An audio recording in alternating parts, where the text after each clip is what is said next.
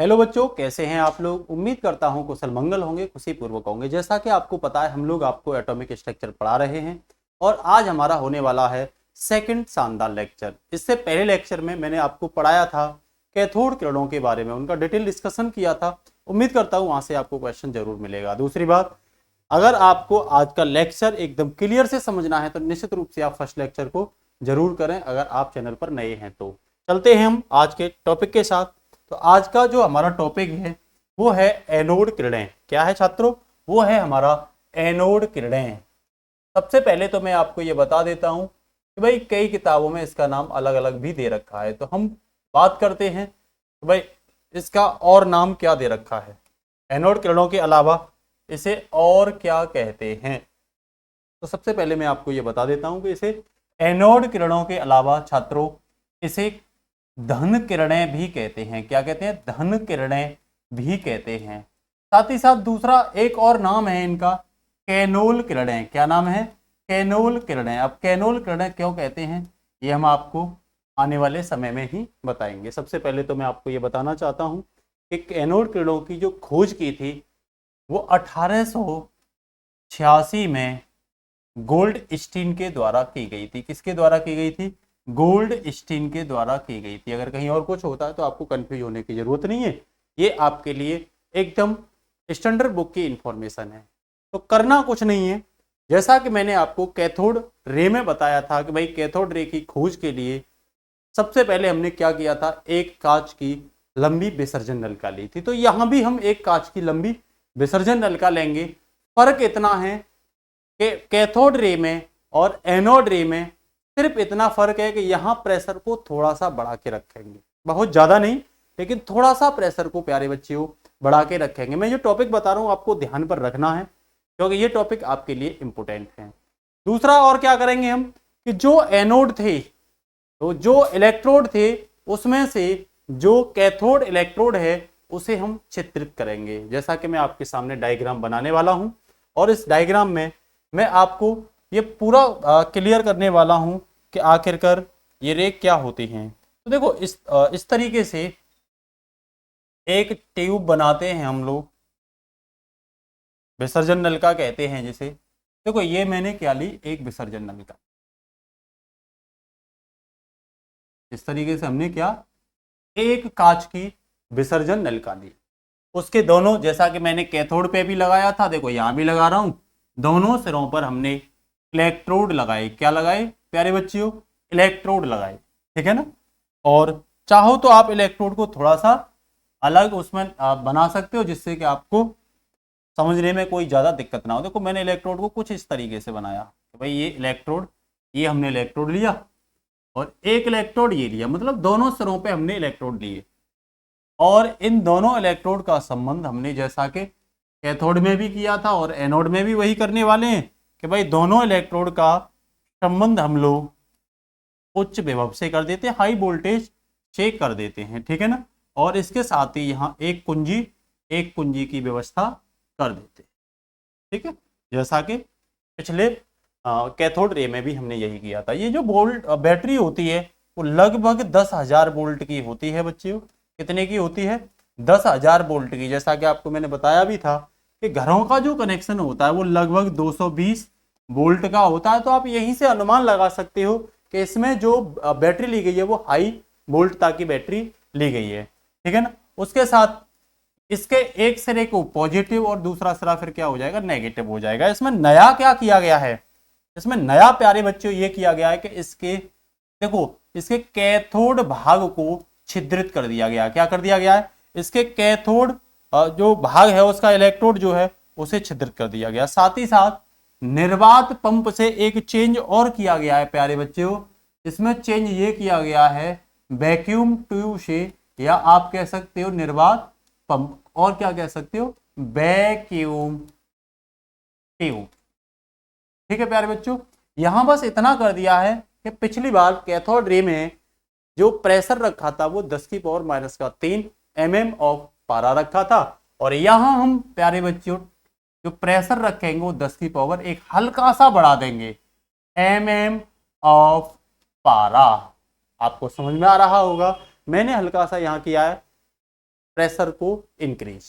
उसके साथ जैसा कि पिछली बार भी किया था कि भाई कैथोड पे एक पर्दा लगा दिया प्रतिदीप्त का, ठीक है ना, किसका, प्रतिदीप्त पदार्थ का, प्रतिदीप्त पदार्थ। और ये प्रतिदीप्त पदार्थ प्यारे बच्चों क्या होगा, प्रतिदीप्त पदार्थ जैसा कि मैंने पहले भी क्लियर कर दिया था आपसे, ये होगा ZnA। Zn बोले तो जिंक सल्फाइड। उसके साथ प्यारे बच्चों एक पर्दा यहां भी लगा देंगे, ठीक है ना, और यहां भी हम क्या करेंगे, जिंक सल्फाइड को भर देंगे इस पर्दे में। अब हम क्या करेंगे, अब हम बस यहां से जो कुंजी है इसको ऑन कर देंगे। ऐसा करने पर यहां से देखो, इधर से तो वैद्युत धारा मूव करेगी, क्या करेगी, वैद्युत आई मूव करेगी, इधर से इलेक्ट्रॉन मूव करेंगे। जब इलेक्ट्रॉन मूव करेंगे और ये प्यारे बच्चों इलेक्ट्रॉन जब यहां से निकलना स्टार्ट करेंगे, जैसा कि पहले भी निकले थे इस बार भी निकलेंगे, तो नया क्या होगा, नया ये होगा जब ये इलेक्ट्रॉन निकलेंगे तो यहां से कैथोड रे निकलेंगी। क्या निकलेंगी, कैथोड रे।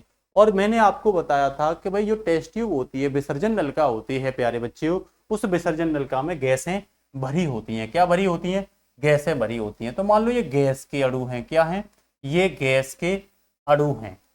तो होगा क्या, जब देखो एक चीज मैं आपको बता देता हूं कि जो कैथोड रे होती हैं, जो ऋण किरणें होती हैं, उन कैथोड रे में, उन कैथोड रे में, उन कैथोड किरणों में आयनीकरण का गुण होता है, आयनन का गुण होता है। आयनन का गुण बोले तो जब ये इलेक्ट्रॉन या जब ये कैथोड किरणें किसी भी अणु से टकराती हैं तो उसे आयनों में विभक्त कर देती हैं, उससे इलेक्ट्रॉन बाहर निकाल देती हैं। जैसे मान के चलिए इससे क्या बाहर निकाल दिए, इलेक्ट्रॉन बाहर निकाल दिए प्यारे बच्चों, क्या बाहर निकाल दिए, इलेक्ट्रॉन बाहर निकाल दिए। क्या बाहर निकाल दिए, इलेक्ट्रॉन बाहर निकाल दिए। और जब इलेक्ट्रॉन बाहर निकाले तो देखो ये आयन जो परमाणु थे वो धनायन परमाणु, धनायन गैसीय परमाणु बन गए। क्या बन गए, धनायन गैसीय परमाणु। जैसा कि आपको पता है, मैंने बताई थी, ये सरा हमने कैथोड रखा था, क्या रखा था, कैथोड सरा था ये, ठीक है ना, कैथोड इलेक्ट्रोड था।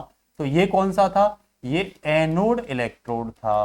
क्या था, एनोड सिरा था या इलेक्ट्रोड था। तो हुआ क्या, जब यहां पर इलेक्ट्रॉन बाहर निकले तो ये गैसीय जो परमाणु था वो धनायन परमाणु बन गया। और आपको जैसा कि पता ही है, देखो समान समान आवेश जो होते हैं वो एक दूसरे से दूर भागते हैं, और विपरीत प्रकार के जो आवेश होते हैं वो एक दूसरे के क्या होते हैं, पास आते हैं। तब देखो ये धनायन है और ये सरा कौन सा है, ऋणायन।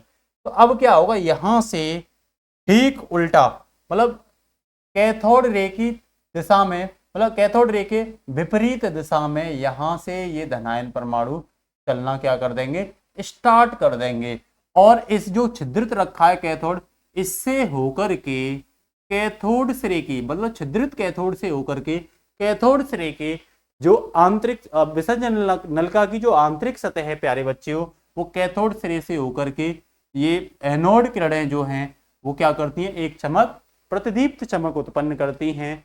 और इन्हीं को बोला गया है एनोड किरणें। इन्हीं को क्या बोला गया है, एनोड किरणें। जैसा कि आप लिखोगे, मैं धीमे धीमे बोल रहा हूं, तो आप सबसे पहले क्या लिखोगे कि भाई एनोड जो रे हैं इनकी खोज वर्ष 1886 ईस्वी में वैज्ञानिक गोल्डस्टीन ने की, जिसके लिए सर्वप्रथम उन्होंने एक कांच की विसर्जन नलिका ली। क्या ली, जिसके लिए सर्वप्रथम उन्होंने एक कांच की विसर्जन नलिका ली, जिसके दोनों सिरे इलेक्ट्रोड लगाए। इलेक्ट्रोड किसी भी धातु के हो सकते हैं, इलेक्ट्रोड किसी भी धातु के हो सकते हैं, और दोनों इलेक्ट्रोडों का संबंध हाई वोल्टता से किया, लगभग 10,000 वोल्टता से किया, और कुंजी से जोड़ दिया। अब क्या किया, इसमें गैसों को भरा, एक निर्वात पंप लगाई, और निर्वात पंप से और जो एनोड रे का जो प्रेशर था उसे हल्का सा बढ़ा दिया। वहां 10⁻³ mm था और यहाँ हल्का सा बढ़ा के 10⁻5 mm। आपको जैसा कि पता है कि माइनस में पावर अगर कम होती है तो वैल्यू बढ़ती चली जाती है, ठीक है ना। और नया क्या किया, और नया यहाँ ये किया कि भाई जो कैथोड सिरा था उसे छिद्रित किया। क्या किया, छिद्रित किया। तो यहाँ जैसे ही कैथोड किरणें जब इन गैसीय परमाणुओं पर पड़ती हैं, जब इन गैसीय परमाणुओं पर पड़ती हैं प्यारे बच्चियों, तो इससे इलेक्ट्रॉन निकालना क्या कर देती हैं, स्टार्ट कर देती हैं। तो जैसा कि आपको पता है इलेक्ट्रॉन निकल रहे हैं, तो ये धनायन गैसीय परमाणु ही कैथोड, छिद्रित कैथोड से होकर के कैथोड सिरे पर प्रतिदीप्त चमक को क्या कर रहे हैं, उत्पन्न कर रहे हैं। और इन्हीं को प्यारे बच्चों बोला गया एनोड किरणें। क्या बोला गया, एनोड किरणें। जैसा कि मैं आपको एक चीज और बता देना चाहता हूं, कैथोड किरणों में हमने ये बताया था कि आप किसी भी प्रकार की गैस को ले सकते हो, आप किसी भी प्रकार के इलेक्ट्रोड को ले सकते हो, लेकिन यहाँ ये अंतर मिलेगा। क्यों मिलेगा, यहाँ अंतर इसीलिए मिलेगा प्यारे बच्चों कि मान के चलिए आपने हाइड्रोजन गैस ली, तो हाइड्रोजन से जब इलेक्ट्रॉन निकलेगा तो इस पर धन आयन आ जाएगा और ये क्या बन जाएगा, प्रोटॉन के तरह व्यवहार बन जाएगा। तो ये देखा गया, अगर मान के चलिए यहाँ हाइड्रोजन गैस लेते हैं तो प्रोटॉन की तरह कण जो है आगे की ओर मूव करते हैं, लेकिन इतना ध्यान रखना हाइड्रोजन के अलावा अन्य लेते हैं तो वो प्रोटॉन की तरह व्यवहार नहीं करेंगे, वो प्रोटॉन के पूर्ण गुरज में होंगे। मैं आपको ये चीज बता दे रहा हूँ कि कैथोड किरणें इलेक्ट्रॉन होती हैं, क्योंकि इलेक्ट्रॉन सभी में एक जैसे होते हैं। कैथोड किरणें इलेक्ट्रॉन होती है क्योंकि इलेक्ट्रॉन हम में, आप में, किसी अन्य वस्तु में बिल्कुल एक ही नेचर के, एक ही तरह के होते हैं। लेकिन ध्यान रखना कि एनोड किरणें जो होती हैं ये भिन्न भिन्न हो सकती हैं। कैसे हो सकती हैं, वो डिपेंड करता है कि आपने गैस कौन सी ली है, आपने गैस कौन सी ली है। तो इस चीज को ध्यान रखना कि एनोड किरणें कभी भी प्रोटॉन कण नहीं होती, लेकिन कैथोड किरणें इलेक्ट्रॉन कण होती हैं। ठीक है ना। अब मैं आपको बता देता हूं कि देखो आपने यहाँ क्या लिया, सबसे पहले आपने एक विसर्जन नलिका ली। क्या ली, विसर्जन नलिका ली। क्या ली प्यारे बच्चों, विसर्जन नलिका ली। दूसरा आपने क्या लिया, दूसरा आपने प्यारे बच्चों एनोड और कैथोड सिरा लिए। क्या लिए, कैथोड प्लस एनोड सिरे दोनों ओर लिए। तीसरा क्या किया आपने, उस टेस्ट ट्यूब में, विसर्जन नलिका में गैसें भरी। चौथा आपने क्या किया, दाब को हल्का सा बढ़ा दिया, हल्का सा दाब को क्या कर दिया प्यारे बच्चों, बढ़ा दिया। पांचवा आपने क्या किया, हाई वोल्टता ली, मतलब 10,000 वोल्टता क्रिएट की। ठीक है ना। उसके साथ ही आपने छठा क्या किया कि यहाँ ZnS प्रतिदीप्त पदार्थ लगाया। ये काम आपने किया। साथ ही साथ बस आपने विसर्जन नलिका से निर्वात पंप और ऐड कर दी। क्या कर दी, निर्वात पंप और ऐड कर दी। ये आपको यहीं तैयार हो जाएगा, इधर उधर आपको ज्यादा दिमाग लगाने की आवश्यकता नहीं पड़ेगी। ठीक है ना। तो उम्मीद करता हूं यहां तक आपको एक एक चीज क्या हो गई होगी, क्लियर हो गई होगी। अब यहां हम इसका देखते हैं कि भाई इसका रिजल्ट क्या निकला। तो देखो पहला आप क्या कहोगे, पहला आप ये कहोगे ये जो एनोड किरणें हैं ये कहां से कहां मूव करती हैं, आपसे पूछ लेगा एनोड किरणें कहां से कहां मूव करती हैं, क्या ये सीधी रेखा में चलती हैं। तो बिल्कुल एनोड किरणें देखो कहां से कहां जा रही हैं, एनोड से कैथोड की ओर गमन कर रही हैं। क्या कर रही हैं, एनोड से कैथोड। भाई अगर ऋण सिरे की ओर जा रही है इसका मतलब ये धन किरणें हैं, ऋण सिरे की ओर जा रही है इसका मतलब धन किरणें हैं, और कैथोड सिरे की ओर जा रही हैं तो इसका मतलब ये कौन सी किरणें हैं, ये एनोड किरणें हैं। तो पहला पॉइंट आप यहाँ क्या लिखोगे प्यारे बच्चों, पहला पॉइंट आपको ये लिखना है कि भाई कि धन किरणें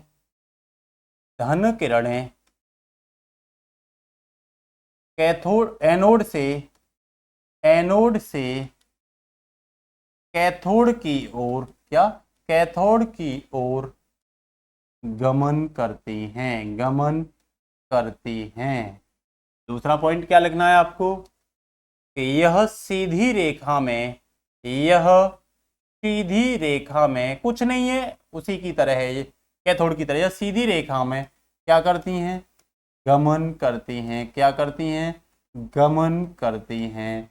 अगला पॉइंट क्या लिखोगे, तीसरा अगला पॉइंट लिखोगे प्यारे बच्चों कि यह मतलब जो एनोड किरणें हैं, एनोड किरणें प्रोटॉन कण नहीं होती, क्या नहीं होती, प्रोटॉन कण नहीं होती हैं, जैसा कि कैथोड किरणें क्या होती हैं, इलेक्ट्रॉन। और क्या लिखोगे तीसरा ये लिखोगे एनोड किरणें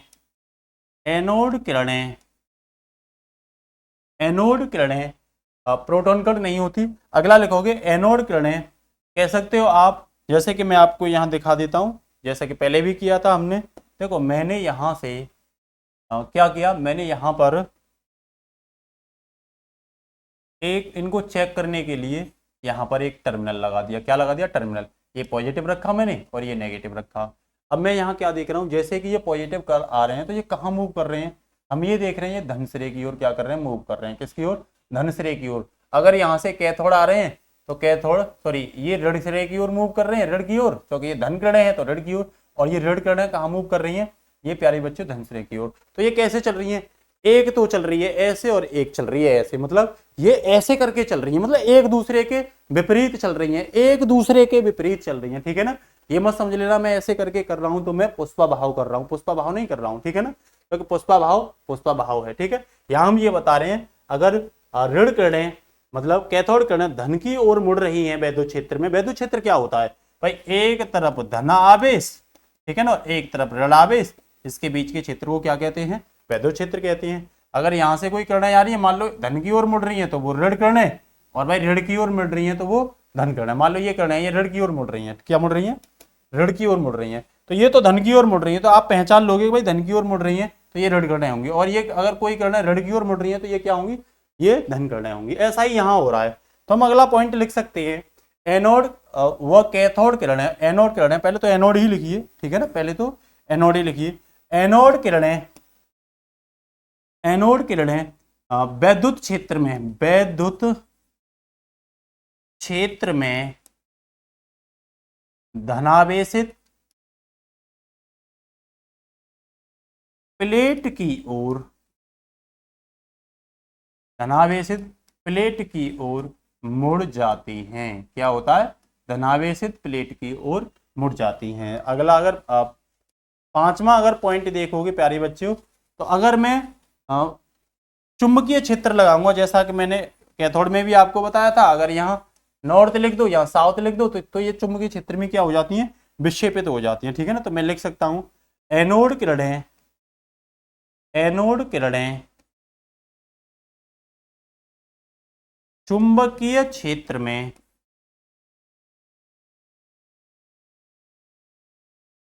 चुंबकीय क्षेत्र से विक्षेपित हो जाती हैं, विक्षेपित हो जाती हैं। इसका मतलब तो ये साफ है कि भाई एनोड और एनोड किरणों पर क्या लिखोगे, एनोड किरणों पर, मतलब एनोड किरणों पर, एनोड किरणों पर वैद्युत क्षेत्र व चुंबकीय क्षेत्र,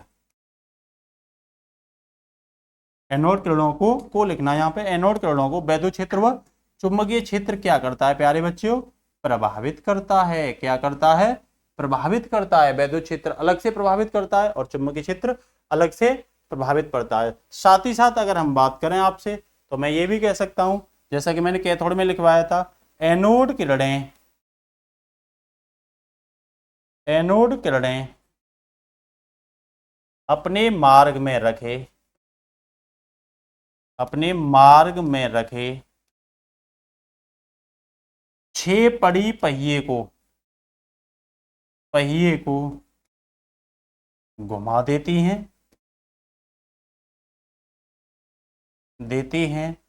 जिससे पता चलता है, जिससे पता चलता है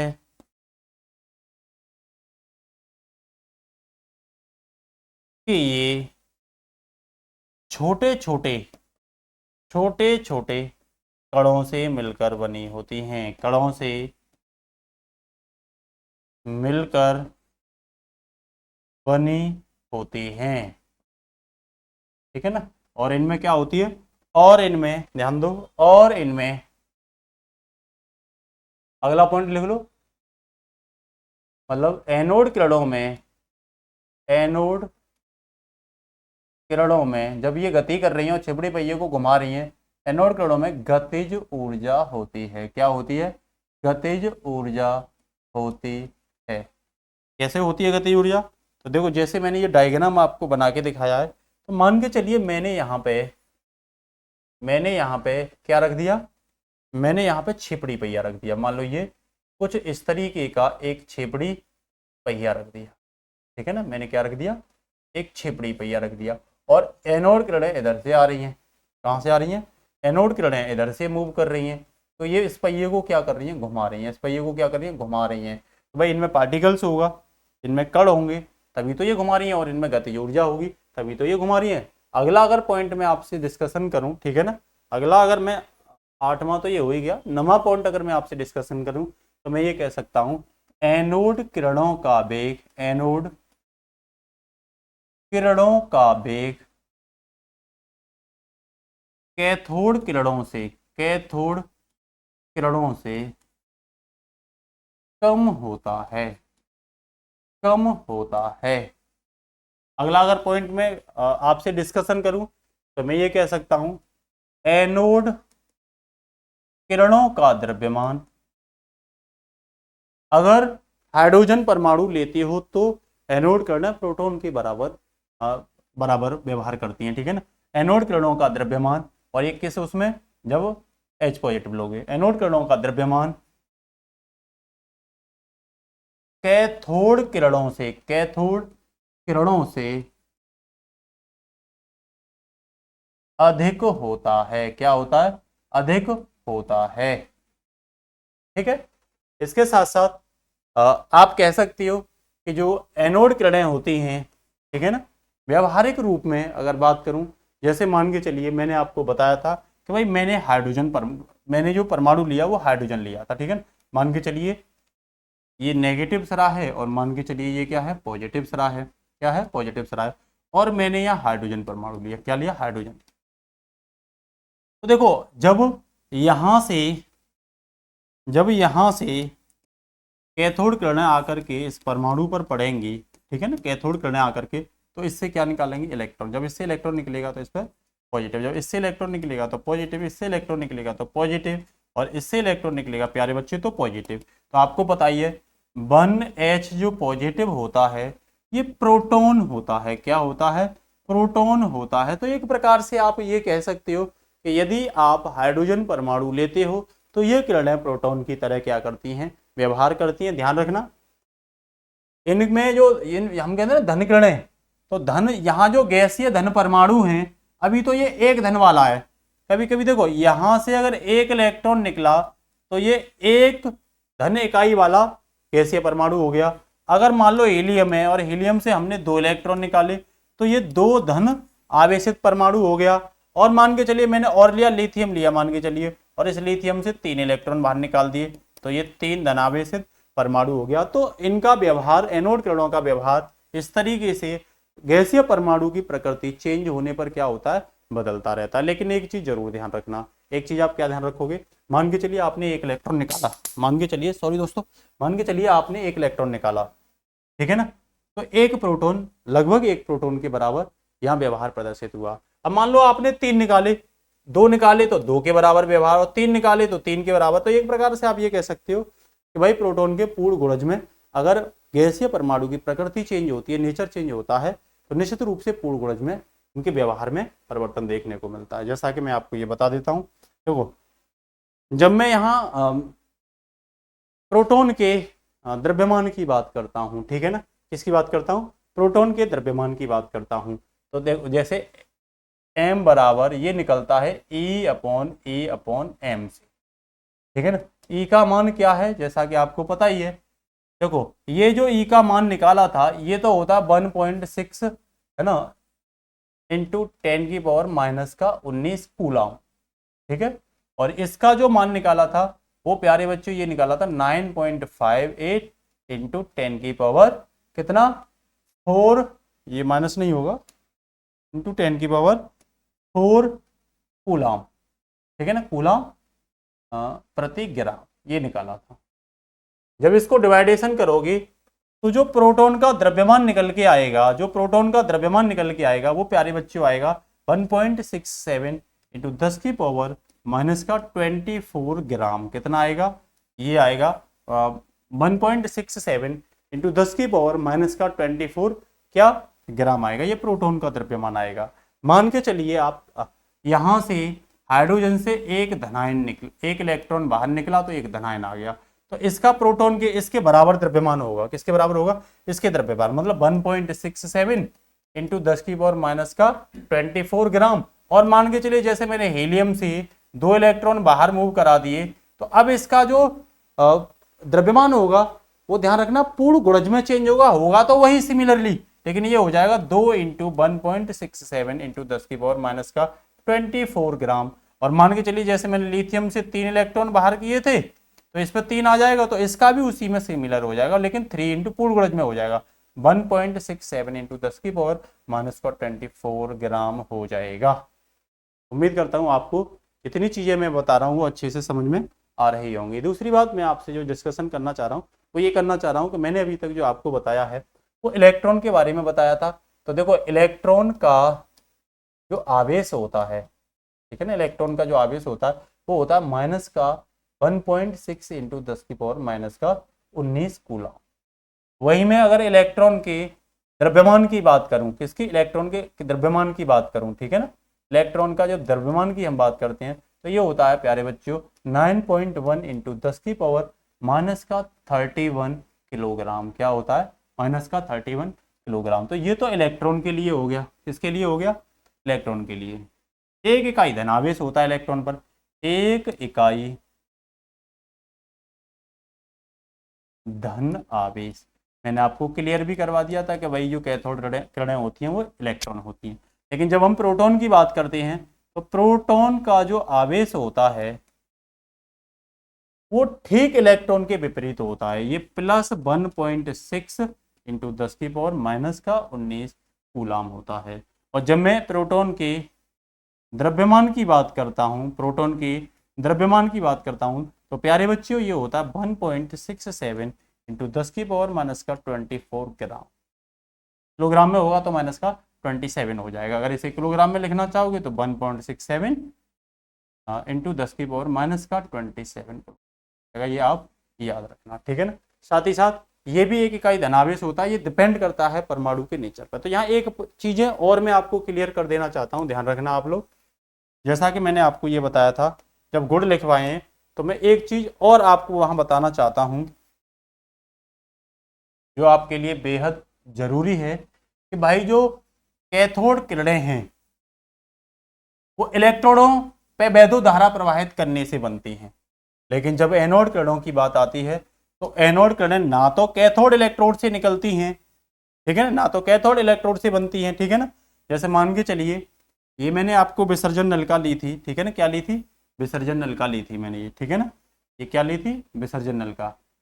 और यहाँ से मैंने इलेक्ट्रोड लगाए थे, ठीक है ना, यहाँ क्या लगाए थे मैंने, इलेक्ट्रोड लगाए थे, और इनका संबंध मैंने एक बैटरी से कर दिया था। किससे कर दिया था, एक बैटरी से कर दिया था, ठीक है। और मैंने आपको ये बताई थी कि यहाँ से हमने इलेक्ट्रॉनों को क्या कराना स्टार्ट किया था, मूव किया था, इलेक्ट्रॉनों को मूव किया था। चल भाई इलेक्ट्रॉन यहाँ से, क्योंकि तुझ पे हमने 10,000 वोल्ट आरोपित कर दिए हैं तो तुझे यहाँ से भाई हटना ही पड़ेगा, सिंपल सी बात है। जब ये किरणें यहाँ से जाएंगी, जब ये किरणें यहाँ से जाएंगी तो जो गैसीय अणु थे इनमें से इलेक्ट्रॉन क्या हो रहे थे, मूव हो रहे थे। तो एक चीज आप मुझे बताइए, इलेक्ट्रॉन मूव होने पर बन क्या रहा था, बन रहा था भाई धनावेशित, धनावेशित गैसीय परमाणु। तो ये धनावेशित गैसीय परमाणु क्या इससे बना, बिल्कुल नहीं बना। क्या इससे बना, बिल्कुल नहीं बना, ना तो एनोड सिरे से बना ना कैथोड सिरे से बना। तो फिर ये किससे बना, ये बना जो बीच में गैसीय परमाणु बढ़ रहे थे, जो बीच में गैसीय परमाणु थे उन गैसीय परमाणुओं से ये बना। तो आप कह सकते हो जो एनोड किरणें होती हैं वो कैथोड सिरा और एनोड सिरा के बीच का जो रिक्त स्थान होता है वहां से क्या होती हैं, जनरेट होती हैं, वहां से क्या होती हैं, उत्पन्न होती हैं। दूसरी बात मैं आपको और क्लियर कर देता हूं जो आपके लिए बेहद इंपॉर्टेंट है कि देखो जो इलेक्ट्रॉन होता है, इलेक्ट्रॉन का जो द्रव्यमान होता है वो मैंने आपको बता दिया 9.1 इंटू 10 की पावर माइनस का 31 किलोग्राम होता है। जबकि प्रोटॉन का जो द्रव्यमान होता है वो प्यारे बच्चों 1.67 इंटू 10 की पावर माइनस का 27 किलोग्राम। जैसा कि आपको पता है भाई माइनस में अगर पावर कम होती है वो वैल्यू ज्यादा होती है, तो ये तो पता है कि प्रोटॉन का ज्यादा होगा। लेकिन कई बार पूछ लिया गया है कि जो प्रोटॉन का द्रव्यमान होता है वो इलेक्ट्रॉन के द्रव्यमान से कितने गुना होता है, तो आपका आंसर होना चाहिए 1837 गुना होता है। किससे, प्रोटॉन के द्रव्यमान से। चाहो तो आप यहां लिख सकते हो नोट करके इस पॉइंट को आप लिख सकते हो, आपके एग्जाम में ये इंपोर्टेंट हो सकता है कि प्रोटॉन का द्रव्यमान